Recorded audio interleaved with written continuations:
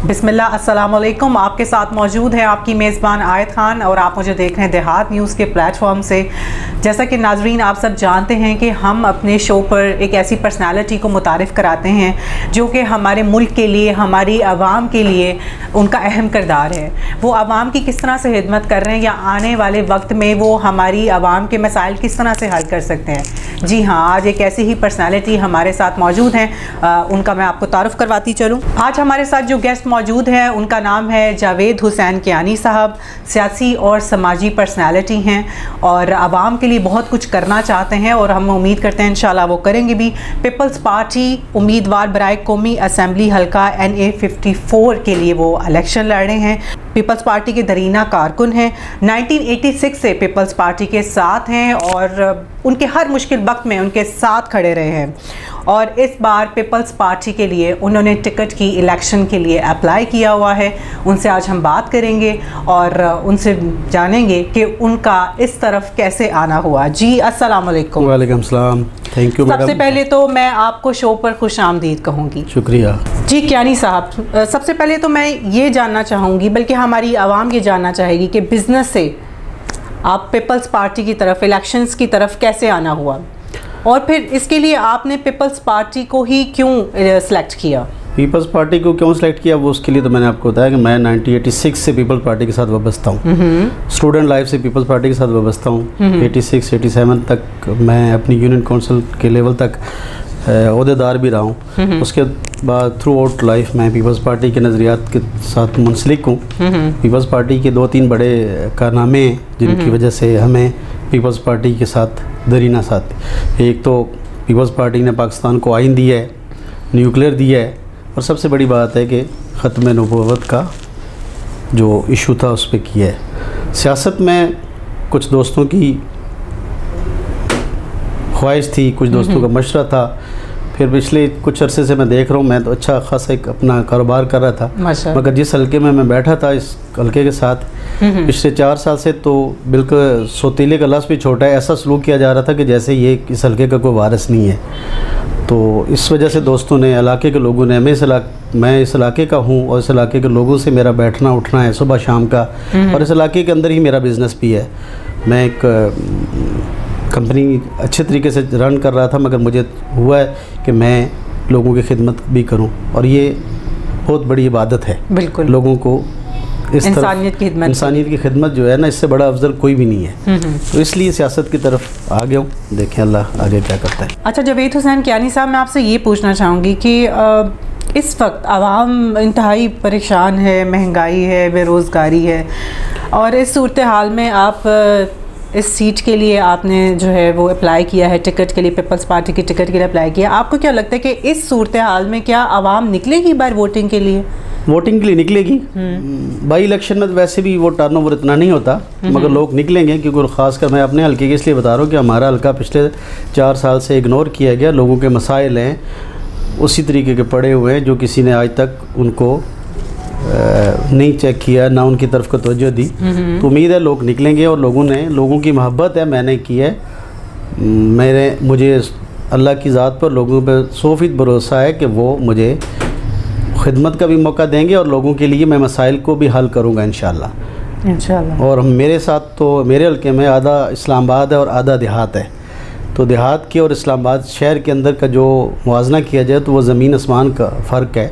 और जो इस्लामाबाद के देहात हैं वो कोई पाकिस्तान के दूर पसमानदा इलाकों से भी जो है ना वो रह गुज़रे हैं, बेशुमार मसाइल हैं, तो इंशाल्लाह उनको कोशिश करूँगा। अच्छा, इस्लामाबाद जो है वो वफाकी दारुल हुकूमत है, लेकिन इसके बावजूद शहरियों को बेशुमार मसाइल का सामना है।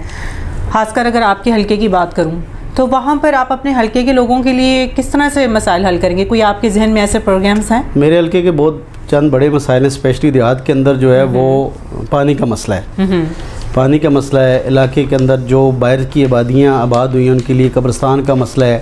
फिर गलियों की हालत जो है वो बहुत ही ख़राब है। कल इत्फाक से मुझे एक जनाजे पे जाना पड़ गया, तो मुझे ये लग रहा था कि मैं पता नहीं इस्लामाबाद से नहीं कि बाहर किसी दूर इलाके के गाँव में आ गया हूँ, कोई पुरसाने हाल नहीं है। तो बहुत से मसाइल हैं, इंशाल्लाह इनको हल करूँगा। और मेरा जो टारगेट है कि इस्लामाबाद के जितने मेरे साथ देहात इस हल्के मुंसलिक हैं, जो यहाँ पे देहात हैं, वो आलमोस्ट आबाद भी हो चुके हैं, मगर उनको मॉडल विलेज का दर्जा दे के उनको वो फैसिलिटीज़ दी जाए, बेसिक हेल्थ सेंटर की और बहुत सारी चीज़ें हैं एजुकेशन की, ताकि वो उन लोगों को शहर के और देहात का जो कंपैरिजन है वो बेहतर हो सके। अच्छा, चूँकि आपने इलेक्शंस की टिकट के लिए अप्लाई किया हुआ है, तो अगर आप मुंतखब हो जाते हैं तो आवाम के लिए कोई ऐसे बड़े 3-4 मंसूबे आपके ज़हन में हो जिससे कोई बड़ी तब्दीली आ सके? सबसे बड़ी तब्दीली तो जो हमारा देहात है इसके साथ जो मुंसलिक है इस्लामाबाद के साथ, उनके अंदर गर्मी में पानी की बहुत शिद्दत तकलीफ़ होती है। लोग पानी के टैंकर के पीछे भागते हैं। पानी का मसला है, देहात की आबादी जो बेहंगम आबादी हो रही है किसी प्लानिंग के तहत नहीं हो रही। ये इस्लामाबाद का कैपिटल है, ये दुनिया के खूबसूरत शहरों में से एक शहर होना चाहिए था, मगर इसके देहातों की हालत ये है कि वो आप किसी पसमानदा इलाकों से भी रहा गुजरा है। तो उन लोगों को बेसिक जो चीज़ें हैं कि हर यूनियन काउंसिल के अंदर एक बेसिक हेल्थ सेंटर होगा, नादरा काफिस होगा, हर चीज़ उस कम अज़ कम एटलीस्ट 4 यूनियन काउंसिलों को मिला के एक पूरा सेंटर बनेगा जिसके अंदर तमाम आपकी प्रॉब्लम्स उस सेंटर के अंदर हों। तो जितनी भी यूनियन काउंसिल को मिला के हम कुछ सेंटर बनाएंगे जहाँ पे जितनी भी लोगों के प्रॉब्लम्स हैं, एक छत के नीचे जितने भी उनके मसाइल हैं, बिजली का बिल, गैस का बिल, नादरा का जो भी है, तो हम ऐसे सेंटर बनाएंगे कि लोगों को इस्लामाबाद शहर या इन लोगों में दिक्कत ना खाने पड़े, ताकि वो अपने हल्के की ही इलाकों में रह के अपना काम करें। अच्छा, इस्लामाबाद जैसे शहर में जो कि हमारे पाकिस्तान का कैपिटल है, यहाँ पर खासकर अगर मैं बात करूँ आपकी हल्के के लोगों के बारे में, तो वहाँ पर ऐसे बहुत से दही इलाके हैं जहाँ पर लोगों को बड़े मसाइल हैं, और इस्लामाबाद में रहते हुए भी इतना फ़र्क है। तो आप क्या समझते हैं कि फ़र्क आप कैसे ख़त्म कर सकते हैं? मॉडल विलेज का अगर जो कंसेप्ट था हमारे CDA के मास्टर प्लान में, अगर मॉडल विलेज डिक्लेयर हो जाते हैं, मॉडल विलेज का स्टेटस मिल जाता है, तो वो फिर सारी फैसिलिटीज़ प्रोवाइड की जाएंगी जो शहर के अंदर है। शहर के अंदर भी बेशुमार मसाइल हैं, ताजरों के मसाइल हैं, कमर्शियल आबादियों के अंदर मसाइल हैं, इंक्रोचमेंट है, फिर बेशुमार ताजरों के भी मसाइल हैं, जो शहरी आबादी यहाँ पे इनके भी मसाइल हैं, मगर देहात के हालात बहुत ज़्यादा ख़राब हैं। अच्छा, जावेद हुसैन कियानी साहब, अभी हमारे मुल्क की जो कंडीशन है उसमें आप देखते होंगे कि आवाम बड़ी परेशान है और हर तरफ शोर है महंगाई का, बेरोज़गारी का, जॉब्स नहीं है, लोगों के पास कोई काम नहीं है, बिज़नेस नहीं चल रहे, इंपोर्ट एक्सपोर्ट रुकी हुई है।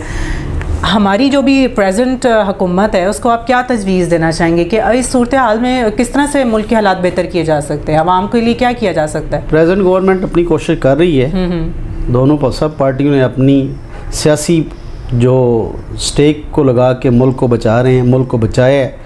सब पार्टियों ने, जितनी भी पार्टियाँ मिलकर इस वक्त मुल्क को बचा रही हैं, उन्होंने अपनी सियासी जो साख है उस पर कंप्रोमाइज़ किया है और मुल्क को बचाया है। और अभी तक जिस हद तक हम एक जा रहे थे नाकाम स्टेट की तरफ जा रहे थे, या फिर हम डिफ़ॉल्ट के केस में जा रहे थे, सबसे बड़ा जो मसला इस वक्त मैशियत का है, और अगर वो कंट्रोल कर लेते हैं तो बाकी चीज़ें ठीक हो जाएंगी। दूसरा बड़ा मसला हमारा दहशतगर्दी का।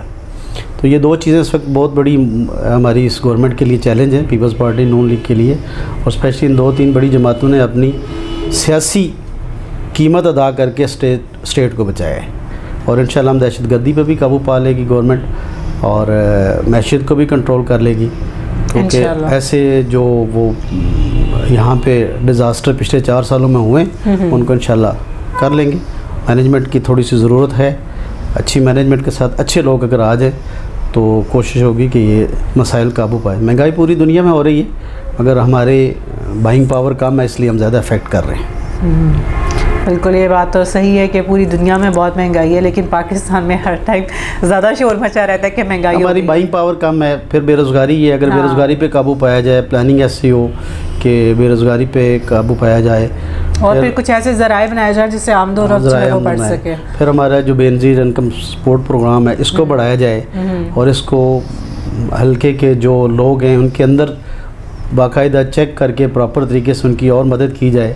इससे काफ़ी लोगों को रिलीफ मिलता है, मगर जितनी गवर्नमेंट की ताकत इतना वो कर रही है जी, तो क्योंकि हम मकरूज़ हैं, और जो हमने कर्ज़ा लिया है ख़ासकर जो पिछले 4 सालों में लिया है वो 70 साल का रिकॉर्ड टूटा है। बिल्कुल, तो इसलिए हमें प्रॉब्लम तो हैं, इसमें कोई शक नहीं, मगर इंशाल्लाह सारे मिल के जो कर रहे हैं, पूरी तमाम सियासी जमातों ने अपनी सियासत को एक तरफ रखा, इस मुल्क को बचाने के लगे हुए हैं, तो इसलिए इंशाल्लाह हम निकल आएंगे, अल्लाह करेगा इंशाल्लाह। तो ये बताएंगे इस्लामाबाद में काफ़ी टाइम से जो है वो बल्दियाती इलेक्शंस भी नहीं हुए, तो आपका क्या ख्याल है कि बल्दियाती इलेक्शन होने चाहिए, वैलिड टाइम होने चाहिए। बल्दियाती इलेक्शन ही प्रॉब्लम्स का, लोगों के मसाइल का हल है। बल्दियाती इलेक्शन का इलाके का जो चेयरमैन काउंसलर मेंबर होता है वही अपने गली महल्ले को समझता है कि मेरी गली में क्या है, और इनको फॉलो करके हम अपने इलाके की डेवलपमेंट और प्लस ये जो दहशतगर्दी की लहर है, ये लोग अपने अपने इलाके पे नज़र रखें कि कौन बंदा किस किस्म का है। तरक्याती अखराजात के साथ साथ ये जो दहशतगर्दी की लहर है इसको भी कंट्रोल किया जाए। बल्दियाती अदारे फ़ाल होंगे तो मुल्क तरक्की करेगा। ये तो बेसिक रूट्स हैं। अच्छा, आप माशाल्लाह से पीपल्स पार्टी के दरीना कारकुन भी हैं, तो आप क्या समझते हैं कि अगर इन फ्यूचर पीपल्स पार्टी जो है इक़्तिदार में आ जाती है तो आवाम के क्या मसाइल हल हो सकेंगे? इंशाल्लाह पीपल्स पार्टी ने पहले भी मुल्क को बहुत से दलदल से निकाला है, अब भी मुल्क को पीपल्स पार्टी ही निकालेगी। और पीपल्स पार्टी इंशाल्लाह, पीपल्स पार्टी ने बड़े 3-4 बड़े काम किए, और इस वक्त पीपल्स पार्टी के लिए फिर इंशाल्लाह हमारी हुकूमत आएगी। हमारे लिए एक बड़ा इम्तिहान है दहशतगर्दी, मैशियत, और सबसे बड़ा जो मसला है कि जो 4 सालों में हमारी जनरेशन को ये जो ख़राब किया गया है कि बात बात पे गाली गलोच। और मेरा सबसे जो मकसद अहम ये है कि कम अज़ कम माशरे के अंदर इतनी तो हो कि किसी को बर्दाश्त की ताकत हो। किसी के साथ आप बात करें, किसी को क्रिटिसाइज़ करें, वो गले पड़ जाता है, गालियों पे उतर आता है। ये जो माशरे के अंदर प्रॉब्लम आई है, ये सबसे ज़्यादा करने वाली है।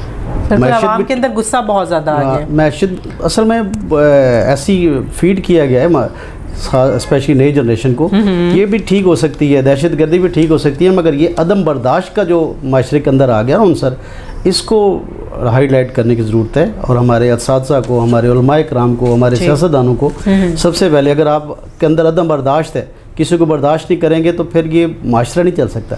तो माशरे का बहुत बड़ा इस वक्त जो अंसर है वो आप अदम बर्दाश्त को ठीक करें, लोगों के अंदर बर्दाश्त लेके आएँ। लोग किसी भी अगर को क्रिटिसाइज़ करता है तो वो उसको उस क्रिटिसाइज़ के अंदर जवाब दें, ना कि गाली से जवाब दें या ना मारने मरनाने पे आ जाएं। तो ये सबसे बड़ा एक अलमिया है हमारे लिए। तो हमारी कोशिश होगी कि कम अज़ कम लोगों को ये चीज़ें ख़त्म करें।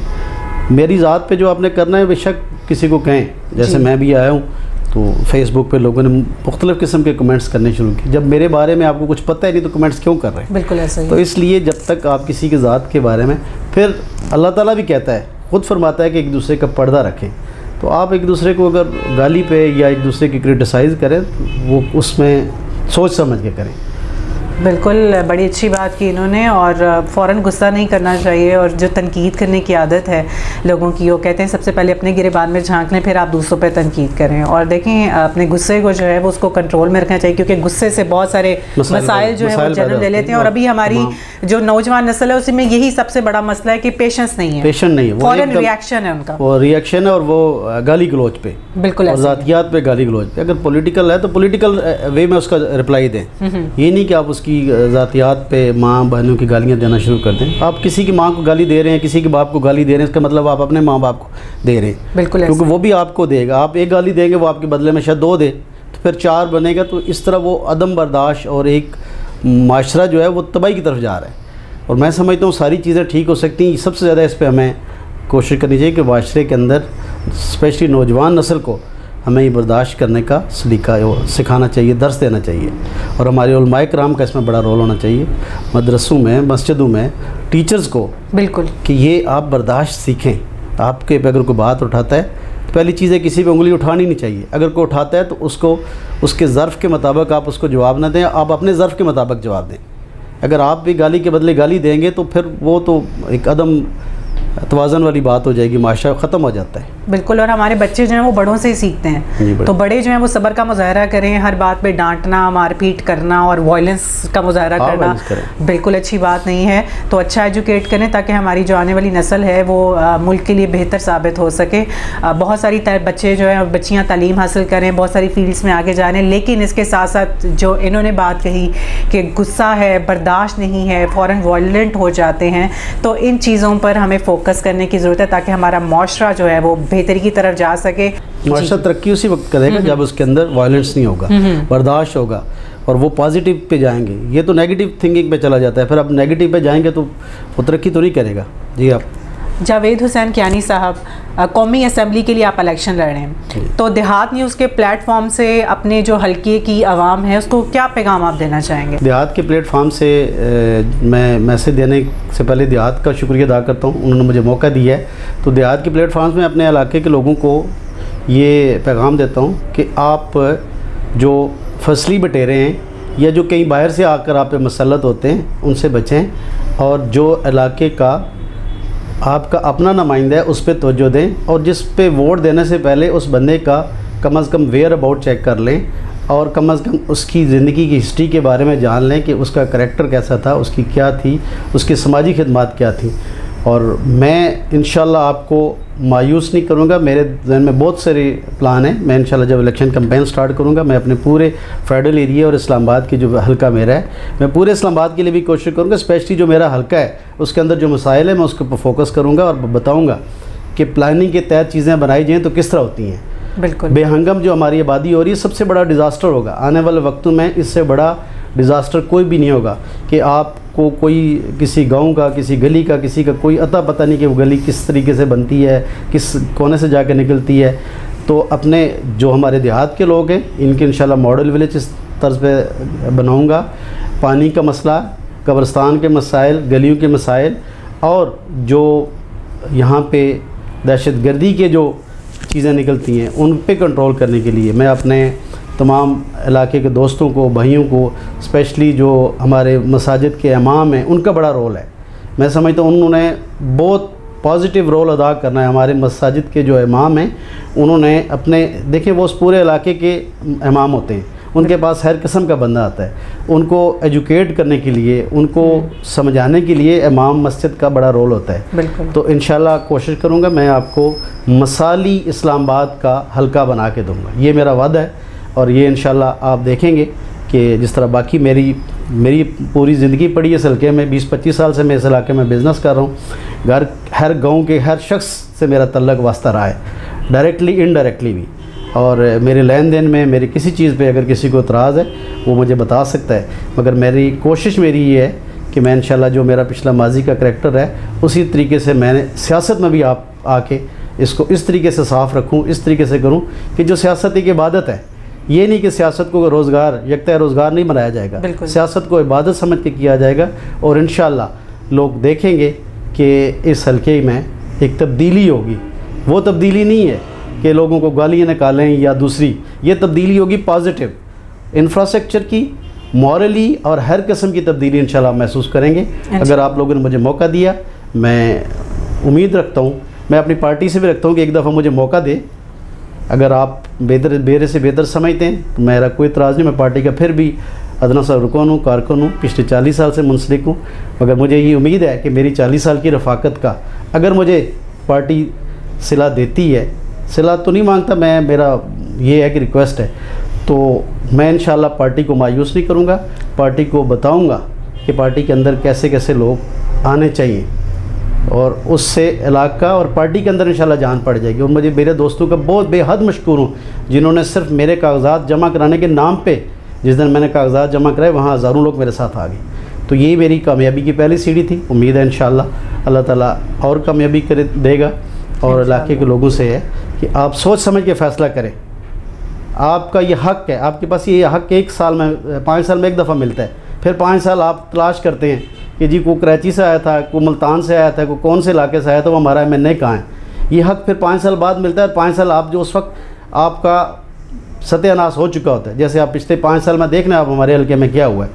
मैं किसी भी क्रिटिसाइज़ नहीं करता, मगर मैंने ख़ुद अपने आंखों से अपने हल्के को देख रहा हूँ। तो इसलिए देहात के प्लेटफार्म से मेरे दोस्तों से, मेरे अपने इलाके के लोगों से गुजारिश है कि आप सोचें, ये आपका हक़ है।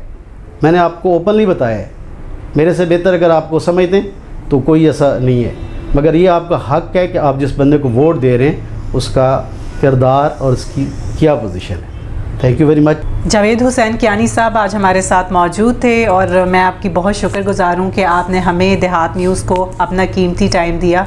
और नाजरीन, हम उम्मीद करते हैं कि जावेद हुसैन कियानी साहब पीपल्स पार्टी के इलेक्शन की सीट अगर विन कर लेते हैं तो वो आवाम के लिए बेहतर कारकर्दगी कर सकेंगे। और आवाम से भी मैं यही दरख्वास्त करूँगी कि अपने वोट का इस्तेमाल सोच समझ के कीजिएगा। अपनी मेज़बान आयत खान को दीजिए इजाज़त। अल्लाह हाफ़िज़।